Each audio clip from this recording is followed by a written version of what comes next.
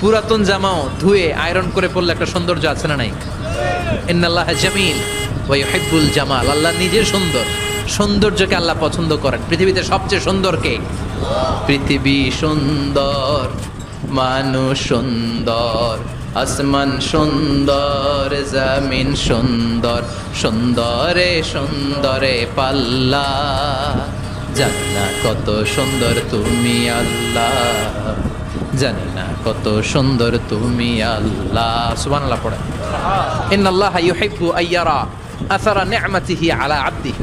আল্লাহ তার বান্দার উপর তার নেয়ামতের ছিটে ফোঁটা দেখতে চান। আপনি যদি ধনী হন, দামি জামা পরবেন, সুন্দর জামা পরবেন। অনেকে আছে অনেক ধনী, কিপটুসের মতো ছিঁড়া জামা পরে, আছে না নাই? আপনি ধনী মানুষ, আপনি ছিঁড়া জামা পরছেন কেন?